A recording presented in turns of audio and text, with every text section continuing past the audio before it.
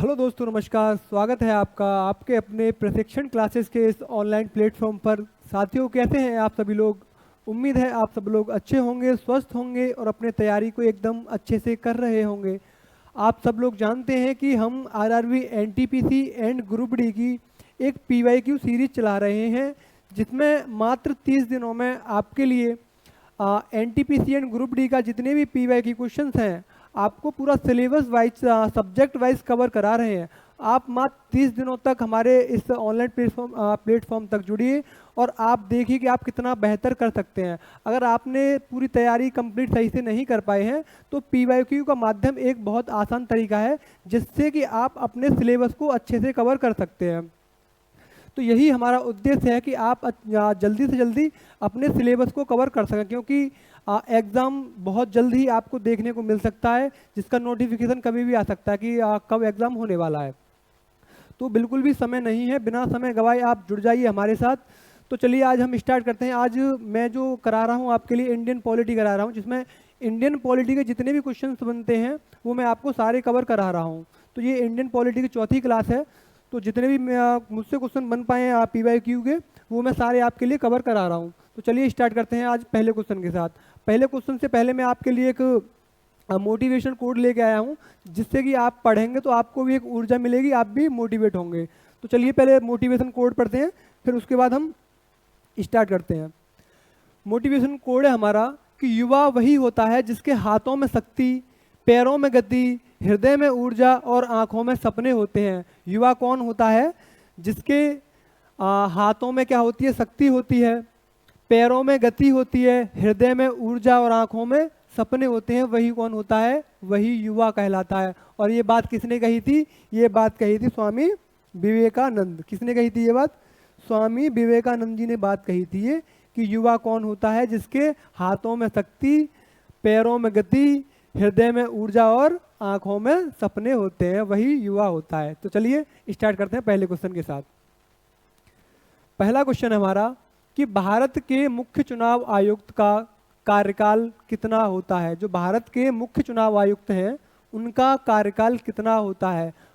मुझे बताइए कि वर्तमान में भारत के मुख्य चुनाव आयुक्त कौन है? वर्तमान में भारत के मुख्य चुनाव आयुक्त कौन है? और दूसरा क्वेश्चन है कि सबसे पहले मुख्य चुनाव आयुक्त कौन थे? क्योंकि क्वेश्चन पूछा जाता है या तो पहला पूछा जाता है या वर्तमान का पूछा जाता है। तो बताइए कि पहले मुख्य चुनाव आयुक्त कौन थे और वर्तमान में मुख्य चुनाव आयुक्त कौन है।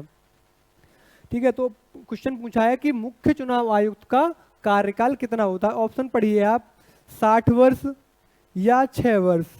क्या है? 60 वर्ष या 6 वर्ष, जो भी पहले हो जाए। कितना कार्यकाल होता है? 60 वर्ष या 6 वर्ष, जो भी पहले हो जाए। दूसरा ऑप्शन है 65 वर्ष या 6 वर्ष, जो भी पहले हो जाए। तीसरा ऑप्शन है 70 वर्ष या फिर 6 वर्ष, जो भी पहले हो जाए। इनमें से जो भी होने पहले का मतलब ये है कि अगर कोई व्यक्ति है वो मुख्य चुनाव आयुक्त बनाया गया, मान लो, अगर मैं इसका पहले सही आंसर बता देता हूँ आपको, फिर इसको एक्सप्लेनेशन करता हूँ। तो इसका सही आंसर क्या हो जाएगा? जो मुख्य चुनाव आयुक्त है उसका कार्यकाल कितना होता है? तो उसका कार्यकाल होता है 6 वर्ष, 6 वर्ष या 65 वर्ष, जो भी पहले हो जाए। क्या आंसर होता है? 6 वर्ष या फिर 65 वर्ष, जो भी पहले हो जाए। इसका मतलब ये है कि कोई मुख्य चुनाव आयुक्त नियुक्त होता है, उसकी उम्र उस टाइम मान लो 60 वर्ष है, लेकिन कार्यकाल कितना होता है? 6 वर्ष का। तो जब 60 वर्ष है, अगर उसका कार्यकाल 6 वर्ष का होता तो वो 66 साल का हो जाएगा। लेकिन प्रावधान ऐसा नहीं है, तो उसे क्या है, 65 वर्ष के ही पहले, मतलब जैसे ही वो 65 वर्ष का आएगा तभी उसको हटा दिया जाएगा, उसका 6 वर्ष का कार्यकाल पूरा नहीं होगा। तो इसका मतलब यही है कि जो भी पहले हो जाए, या तो 6 वर्ष का पूरा कार्यकाल हो जाए या फिर उसकी व्यक्ति की उम्र कितनी हो जाए? 65 वर्ष हो जाए।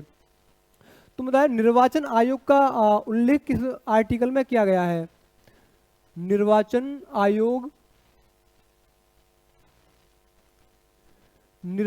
आयोग का उल्लेख किस आर्टिकल में किया गया है? वो है आर्टिकल 324। कौन सा आर्टिकल है? आर्टिकल 324 में निर्वाचन आयोग का उल्लेख किया गया है। तो मैंने क्वेश्चन पूछा था कि पहले मुख्य निर्वाचन आयुक्त कौन थे? पहले मुख्य निर्वाचन आयुक्त थे सुकुमार सेन। कौन थे? सुकुमार सेन, ये थे पहले मुख्य चुनाव आयुक्त। और वर्तमान में मुख्य चुनाव आयुक्त कौन है? वर्तमान में मुख्य चुनाव आयुक्त हैं ज्ञानेश कुमार। कौन है वर्तमान में मुख्य चुनाव आयुक्त? वो है ज्ञानेश कुमार। आपको ये दोनों पॉइंट याद रखने हैं कि पहले मुख्य चुनाव आयुक्त कौन थे? वो थे सुकुमार सेन। और वर्तमान में मुख्य चुनाव आयुक्त कौन है? वो है ज्ञानेश कुमार। इन मुख्य चुनाव आयुक्तों की नियुक्ति कौन करता है? तो इनकी नियुक्ति करते हैं भारत के राष्ट्रपति। ठीक है, इनकी नियुक्ति कौन करते हैं? भारत के राष्ट्रपति। इनको हटाता कौन है? तो वो भी हटाते हैं भारत के राष्ट्रपति। राष्ट्रपति के द्वारा ही इन्हें अपॉइंट किया जाता है और राष्ट्रपति के द्वारा ही इनको हटाया जाता है। तो ये आपको पॉइंट याद रखने हैं। और निर्वाचन आयोग का उल्लेख किस अनुच्छेद में किया गया है? वो है अनुच्छेद 324। चलते हैं हम अपने अगले क्वेश्चन पर। अगला क्वेश्चन है हमारा कि राज्यसभा के 2 सत्रों के बीच अधिकतम का अंतराल हो सकता है, मतलब अधिकतम कितना अंतराल हो सकता है राज्यसभा के सदन 2 सत्रों के बीच का अधिकतम कार्यकाल? देखो क्वेश्चन बड़ा घुमा के पूछा है। क्वेश्चन पूछा जाता है कि संसद के सत्रों के बीच का कार्यकाल अधिकतम कितना हो सकता है। तो इसने, क्योंकि संसद किससे मिलकर बनी होती है? संसद में एक लोकसभा होती है और राज्यसभा होती है। ठीक है, तो संसद किससे मिलकर बनी होती है? स्ट्रक्चर समझाता हूँ संसद का पहले मैं आपको। ये होती है संसद। इसमें क्या क्या होता है? संसद के कितने अंग होते हैं? तो संसद के होते हैं टोटल 3 अंग। कितने अंग होते हैं? 3। एक होती है लोकसभा,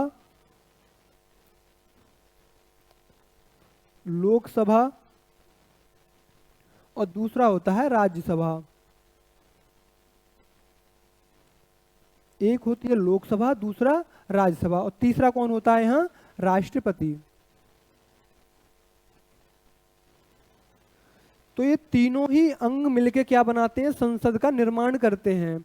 मुझे बताइए, जो राष्ट्रपति होता है हमारा, किसका सदस्य होता है?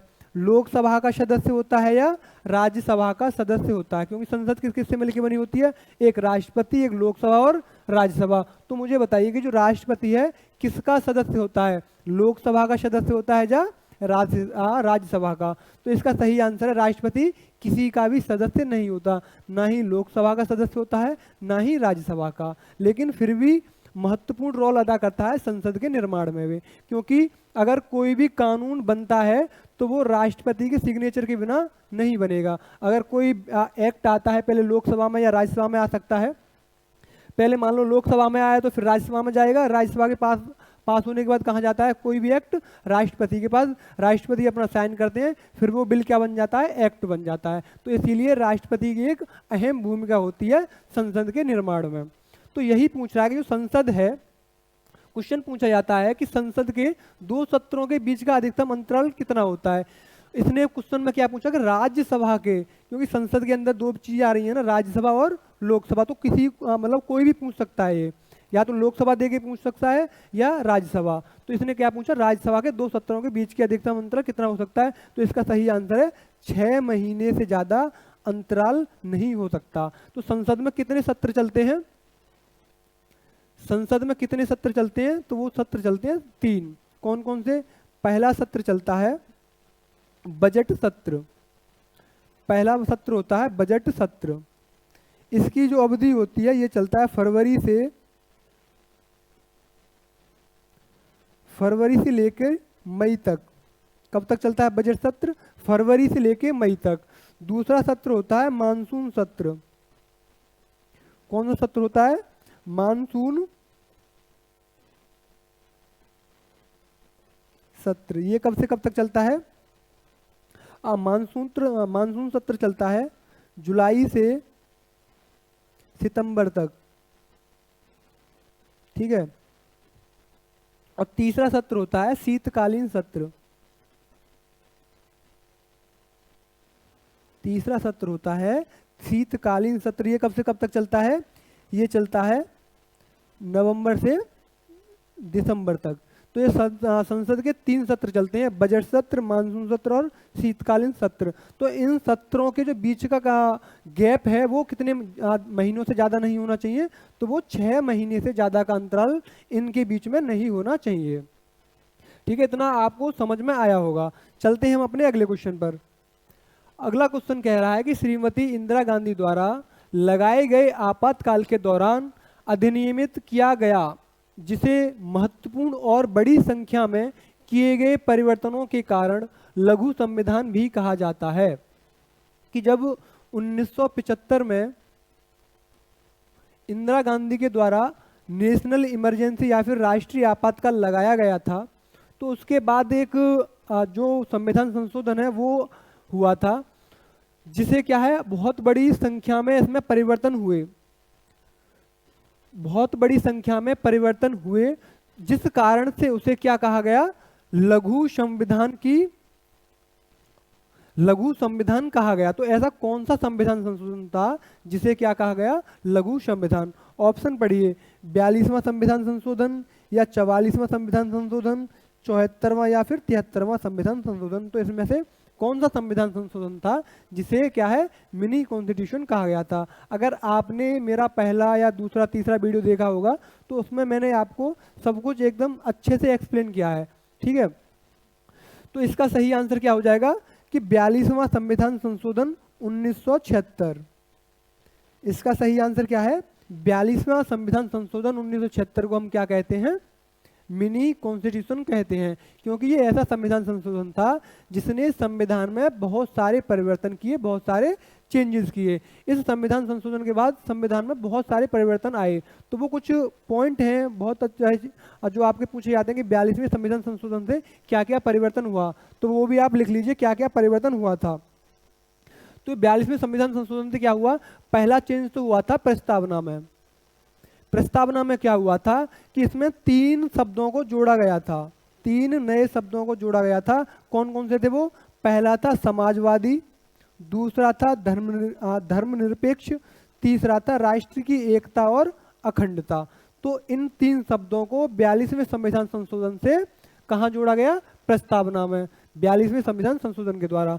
दूसरा चेंजेस क्या आया इसमें, मौलिक कर्तव्यों को जोड़ा गया। मैंने पिछली क्लास में बताया था आपको मौलिक कर्तव्य कैसे कैसे जुड़े, कि स्वर्ण सिंह समिति की सिफारिश की थी, उसने कितने मूल कर्तव्यों की सिफारिश करी थी और कितने जुड़े थे, और टोटल कितने मूल कर्तव्य हैं, तो टोटल 11 मूल कर्तव्य थे। 11वां मूल कर्तव्य कब जुड़ा था, तो वो मैंने आपको अच्छे से समझाया है।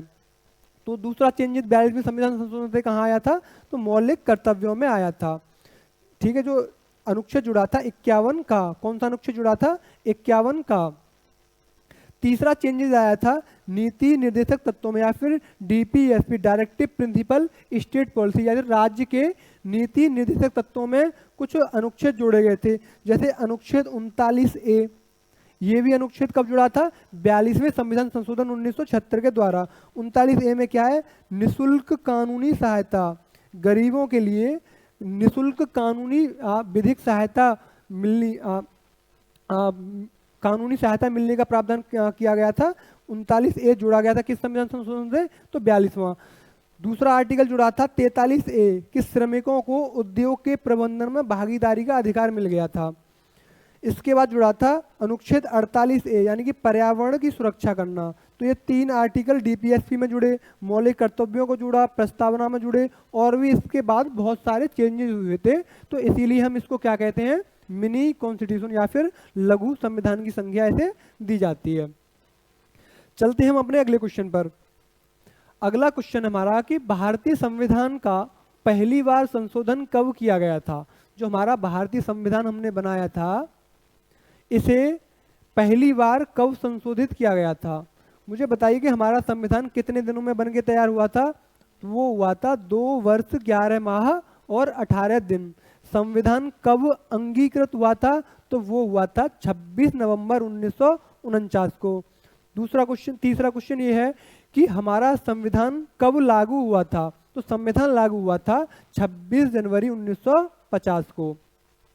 तो जब 26 जनवरी 1950 को हमारा संविधान लागू हुआ था, तो इसमें पहला संविधान संशोधन कब हुआ? ऑप्शन देखिए, 1949, 1951, 1952 और 1953। तो इसका सही आंसर क्या हो जाएगा? 1951 में हमारा पहला संविधान संशोधन हुआ। इसमें क्या जोड़ा गया? ये किससे संबंधित था? भूमि सुधार से संबंधित था। भूमि सुधार से संबंधित था। 1951 में पहला संशोधन हुआ। इसी के द्वारा कौन सी अनुसूची जुड़ी? 9वीं अनुसूची।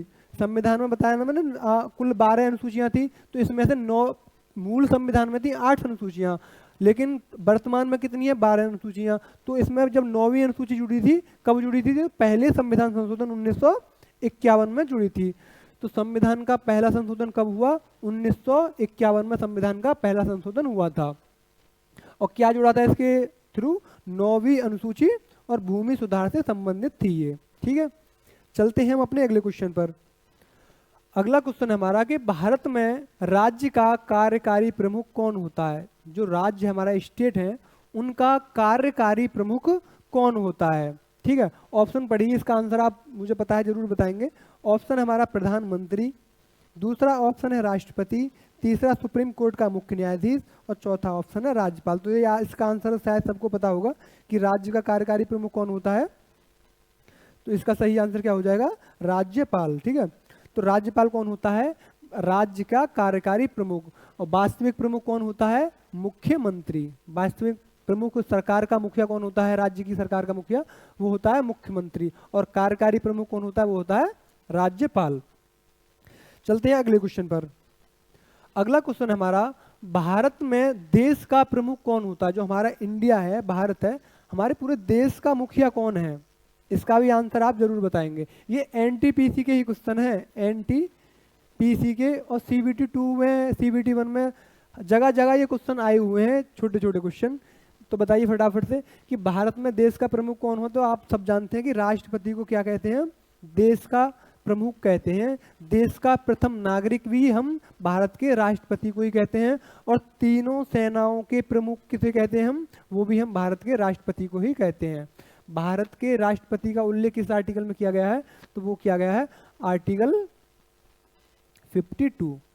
ठीक है, तो भारत में देश का प्रमुख कौन हो गया? राष्ट्रपति। अगला क्वेश्चन है हमारा कि निम्नलिखित में से किस राज्य की लोकसभा में दूसरी सबसे अधिक सीट है? बहुत अब क्या ट्रेंड चल रहा है एग्जाम में, अब एग्जामिनर पहली चीज नहीं पूछता, अब या तो पहली दूसरी पूछता या तीसरी पूछता। क्योंकि पहले क्या चलता था कि पहले पहली चीज पूछ ली जाती थी या आखिरी चीज पूछ ली जाती थी, लेकिन पहली आखिरी का ट्रेंड हो गया बंद। अब पूछते हैं कि दूसरी चीज कौन सी थी, तीसरी चीज कौन सी थी। तो आप सब जानते हैं कि लोकसभा में दूसरी सबसे अधिक सीट किसकी है? पहली तो आपको सबको पता होगा कि उत्तर प्रदेश में सबसे ज्यादा लोकसभा सीट है। कितनी सीट है? टोटल 80। लेकिन दूसरी बहुत कम लोगों को पता होती है कि दूसरी सबसे ज्यादा कहाँ सीट है। तो एग्जामिनर वही पकड़ता है कि आप वो भी, एग्जामिनर को भी पता है कि बच्चा कहाँ फंसेगा, तो वो ऐसे क्वेश्चन लाता है कि बताइए दूसरी सबसे ज्यादा, तीसरी सबसे ज्यादा। तो दूसरी सबसे ज्यादा कहाँ सीट है? वो है महाराष्ट्र में। दूसरी सबसे ज्यादा सीट कहां पर है? वो है महाराष्ट्र में। टोटल कितनी सीट है? 48। महाराष्ट्र में टोटल कितनी सीट है लोकसभा की? वो है 48। अगर आप लिखना चाहते हैं कि पहली, दूसरी, तीसरी, ये सब सारा सीक्वेंस, तो मैं वो आपको लिखवा दे रहा हूँ कि सबसे ज्यादा राज्यसभा में सीट कहाँ पर है, लोकसभा में सबसे ज्यादा सीट कहाँ पर है। तो वो आप अपनी कॉपी पर नोट कर लीजिए सारी सीटें। जैसे उत्तर प्रदेश में कितनी सीट है? टोटल 80। दूसरे नंबर पर कौन है? महाराष्ट्र। कितनी सीट है? टोटल 48। बिहार में कितनी सीट है? 40। बिहार में 40 सीटें हैं। कौन से नंबर पे आता है? तीसरे नंबर पर। तो ये पहला, दूसरा, तीसरा तो आपको ध्यान ही रखना है। ऐसे ही राज्यसभा सीट, राज्यसभा में सबसे ज्यादा सीट कहां पर है? वो भी उत्तर प्रदेश है। कितनी सीट है? टोटल 31 सीटें। महाराष्ट्र में टोटल कितनी सीटें हैं राज्यसभा की? वो है 19 सीटें। ठीक है, तमिलनाडु में कितनी सीटें हैं? वो है 18 सीटें। तो पहला, दूसरा पहला, दूसरा, तीसरा तो आपको याद ही रखना है कि राज्यसभा में सबसे ज्यादा सीटें उत्तर प्रदेश की कितनी सीटें हैं? 31। दूसरी सबसे ज्यादा महाराष्ट्र में कितनी सीटें हैं? 19। तीसरी तमिलनाडु में कितनी सीटें हैं? 18। बाकी और भी मैं आपको लिखवा दे रहा हूँ। जैसे बिहार में कितनी है? 16 सीट। पश्चिम बंगाल में 16 सीट।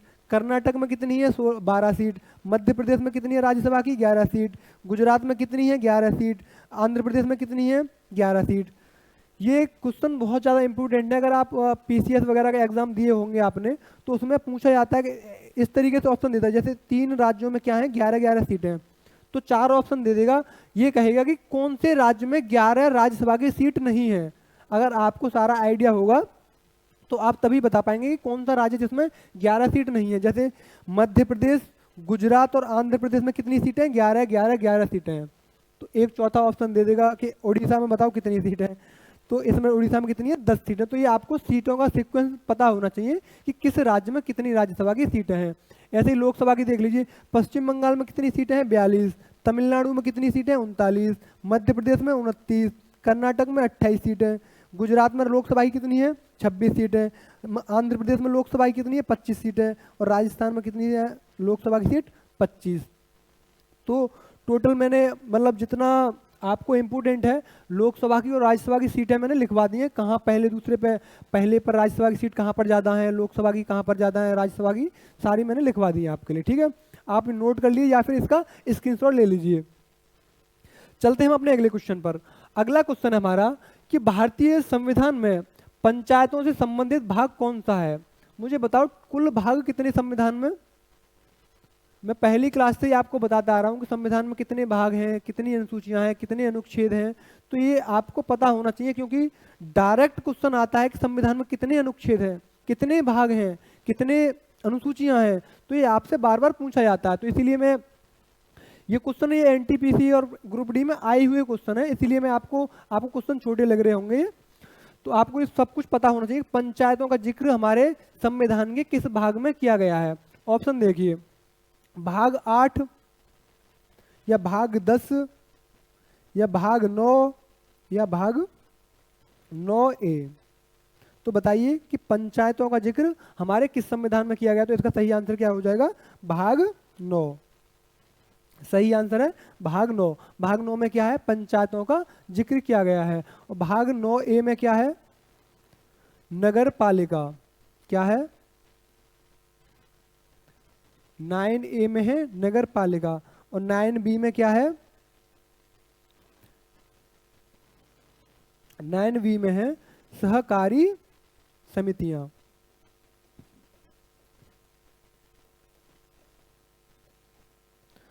नाइन ए में नगर पालिका, 9B में सरकारी समितियां, और भाग 9 में क्या है, पंचायतें। ये आपको याद रखना है। भाग 1 में क्या था, संघ और उसके राज्य क्षेत्र। भाग 2 में क्या था, नागरिकता। भाग 1 में संघ और राज्य क्षेत्र कितना, कौन सा अनुच्छेद था, अनुच्छेद 1 से लेके 4 तक। और भाग 2 में क्या था, नागरिकता, अनुच्छेद 5 से लेके 11 तक। और भाग 3 में क्या था, मूल अधिकार, अनुच्छेद 12 से 35 तक। और भाग 4 में क्या था, डीपीएसपी या फिर डायरेक्टिव प्रिंसिपल स्टेट पॉलिसी, राज्य के नीति निर्देश सिद्धांत। इसका अनुच्छेद कौन था, अनुच्छेद 36 से 51। भाग 4A में क्या था, मूल कर्तव्य, 51A। ठीक है, तो ये सब भाग आपको पता होने चाहिए कि टोटल 22 भाग में कहाँ क्या क्या लिखा हुआ है। तो मैंने बता दिया, 9 बता दिया, 9A 9B, ये सारे मैंने आपको बता दिए। चलते हैं हम अपने अगले क्वेश्चन पर। अगला क्वेश्चन हमारा कि भारतीय संविधान का कौन सा अनुच्छेद नागरिकों के खिलाफ केवल जाति, धर्म, नस्ल, जन्म स्थान या इसके इनमें से किसी एक के आधार पर भेदभाव को रोकता है। जो हमारा संविधान है, किसी व्यक्ति को धर्म के आधार पर, जाति के आधार पर, जन्म स्थान के आधार पर, उसके रंग रूप के आधार पर भेदभाव से बचाता है। तो ऐसा संविधान में कौन सा अनुच्छेद है जो इन सबको प्रतिबंधित करता है। ऑप्शन देखिए, अनुच्छेद 16, अनुच्छेद 15, अनुच्छेद 19, अनुच्छेद 17। आपने संविधान में मूल अधिकारों को पढ़ा होगा। मूल अधिकारों का वर्णन कहां से कहां तक किया गया है, मूल अधिकारों का वर्णन संविधान के भाग 3, आपको याद रखना है संविधान का भाग 3 बहुत ही ज्यादा इंपॉर्टेंट है। संविधान के भाग 3 में अनुच्छेद 12 से 35 तक क्या किया गया है, मूल अधिकारों का वर्णन किया गया है। ठीक है, तो इन्हीं मूल अधिकारों में से पूछ रहा है कि केवल जाति, धर्म, नस्ल, जन्म स्थान के आधार पर भेदभाव को रोकता है, ऐसा कौन सा अनुच्छेद है। तो अनुच्छेद 15, 16, 19, 17। स्टार्टिंग से मैं आर्टिकल बताता हूँ आपको। अनुच्छेद मूल अधिकारों का वर्णन है अनुच्छेद 12 से 35 तक। अनुच्छेद 12 में क्या है? अनुच्छेद 12 में है राज्य की परिभाषा। क्या है अनुच्छेद 12 में? राज्य की परिभाषा। ठीक है, अनुच्छेद 12 में है राज्य की परिभाषा। अनुच्छेद 13 में क्या है? इसमें कुछ विधियां बताई गई हैं, विधियां कि संविधान को अगर कोई ऐसा कानून बनाया जाता है जो संविधान को सीमित करे, संविधान में जो अधिकार दिए गए उनको सीमित करे, तो वो विधियां क्या हैं? शून्य हो जाएंगी। असंगत विधियों के बारे में कहाँ बताया गया? अनुच्छेद 13 में। अनुच्छेद 14 में क्या है? अनुच्छेद 14 में क्या है? विधि का शासन। क्या है? विधि का शासन। अनुच्छेद 15 में क्या है? तो अनुच्छेद 15 में यही आता है कि राज्य क्या है? जाति के आधार पर, किसके आधार पर? जाति के आधार पर, धर्म के आधार पर, किसी नस्ल के आधार पर या फिर जन्म स्थान के आधार पर किसी के साथ कोई भेदभाव नहीं करेगा। राज्य जन्म, लिंग, जन्म स्थान या रंग रूप या किसी के आधार पर भेदभाव नहीं करेगा। किस अनुच्छेद में है? तो अनुच्छेद 15 में। तो राज्य इन सब के आधार पर भेदभाव नहीं करेगा। अनुच्छेद 16 में क्या आता है? लोक नियोजन में अवसर की समानता। अनुच्छेद 16 में क्या है? जो राज्य की सरकारी नौकरियां होती हैं उनमें अवसर की समानता, कि सरकारी नौकरियों में सभी के लिए समान अवसर हैं। ठीक है। और 17 में क्या है? अस्पृश्यता का अंत या फिर छुआछूत के बारे में कहाँ बताया गया है? कि अनुच्छेद 17 में। अनुच्छेद 18 में बताया गया है उपाधियों का अंत, कि कोई भी व्यक्ति कोई उपाधि धारण नहीं करेगा। उपाधियों का अंत किस में है? अनुच्छेद 18 में। तो ये सब आपको याद रखने पड़ेंगे, सारे एक एक आर्टिकल में क्या क्या लिखा हुआ है। चलते हैं हम अपने अगले क्वेश्चन पर। अगला क्वेश्चन है कि भारत के राष्ट्रपति का चुनाव किसके द्वारा किया जाता है? भारत के जो राष्ट्रपति हैं उनका चुनाव किसके द्वारा किया जाता है? स्टेटमेंट पढ़िए, इसमें स्टेटमेंट वाला क्वेश्चन दिया है ये, कि संसद के दोनों सदनों यानी लोकसभा और राज्यसभा के निर्वाचित सदस्यों द्वारा। दूसरा स्टेटमेंट है कि राज्य विधानसभाओं के निर्वाचित सदस्यों द्वारा। तो दो स्टेटमेंट दिए हैं और ऑप्शन हमारे दिए हैं यहाँ पर। ऑप्शन है हमारा पहला केवल 2 या फिर ये वाला केवल, ना तो पहला और ना ही दूसरा, यानी कि ये भी गलत है और ये भी गलत है। तीसरा ऑप्शन कह रहा है केवल एक सही है, या चौथा ऑप्शन है ओनली 1 और 2 दोनों सही हैं। तो बताइए जो भारत के राष्ट्रपति हैं उसका निर्वाचन कैसे होता है? तो भारत के जो राष्ट्रपति हैं उनका निर्वाचन होता है जो हमारी लोकसभा होती है और राज्यसभा के निर्वाचित सदस्यों के द्वारा ही उनका इलेक्शन किया जाता है। इसके अलावा जो राज्यों की विधानसभाएं हैं उनके भी निर्वाचित सदस्य इसमें भाग लेते हैं राष्ट्रपति के निर्वाचन में। इसके अलावा जो दिल्ली और पांडुचेरी की निर्वाचित जो विधानसभा हैं उनके निर्वाचित सदस्य इसमें भाग लेते हैं। तो इसमें 3 लोग भाग लेते हैं। पहला लोकसभा और राज्यसभा के निर्वाचित सदस्य, मनोनीत सदस्य इसमें भाग नहीं लेते हैं। राष्ट्रपति के चुनाव में मनोनीत सदस्य भाग नहीं लेते हैं, केवल निर्वाचित सदस्य ही भाग लेते हैं। कौन कौन से? लोकसभा और राज्यसभा के निर्वाचित सदस्य, राज्य विधानसभाओं के निर्वाचित सदस्य और दिल्ली एंड पांडुचेरी। तो ये है, तो 3 पॉइंट है। दिल्ली एंड पांडुचेरी विधानसभा के निर्वाचित सदस्य, लोकसभा, राज्यसभा और राज्यों की विधानसभा के निर्वाचित सदस्य राष्ट्रपति के चुनाव में भाग लेते हैं। तो इसके क्या हो जाएंगे? दोनों ऑप्शन सही हो जाएंगे, यानी कि डी ऑप्शन एकदम करेक्ट हो जाएगा, यानी कि ए और बी दोनों सही हैं। चलते हैं हम अपने अगले क्वेश्चन पर। अगला क्वेश्चन है भारतीय संविधान अपने अपनाने के समय सबसे लंबा संविधान था जिसमें मूल रूप से कितने अनुच्छेद थे? देखो ये अभी क्वेश्चन भी आ गया कि जो हमारा संविधान है इसमें टोटल कितने अनुच्छेद हैं। ऑप्शन देखिए, अनुच्छेद 395, अनुच्छेद 448, अनुच्छेद 444 और अनुच्छेद 348। तो मैं हर बार आपको बताता आया हूँ कि संविधान में 395 अनुच्छेद हैं, 12 अनुसूचियां हैं, 22 भाग हैं। आप इन्हें कहीं लिख लीजिए, ये बार बार क्वेश्चन रिपीट होते हैं। तो टोटल कितने अनुच्छेद हैं? 395 हमारे संविधान में अनुच्छेदों का वर्णन किया गया है। ठीक है, तो यही था हमारी क्लास का आज का क्वेश्चन। आपने हमारी पूरी वीडियो अच्छे से देखी होती, उसके लिए धन्यवाद। आपको वीडियो अच्छी लगी है तो ज़्यादा से ज़्यादा दोस्तों को शेयर करिए ताकि हम आपके लिए और भी अच्छे से अच्छे वीडियो लाते रहें। ये तो एनटीपीसी का एग्ज़ाम है, भविष्य में आगे आने वाले जो भी एग्ज़ाम की तैयारी कर रहे हैं आप, आपको हम बेहतर तरीके से बेहतरीन टीम के साथ कराएंगे। जब तक के लिए आप स्वस्थ रहें, अपनी पढ़ाई को करते रहें। जब तक के लिए धन्यवाद। Thank you.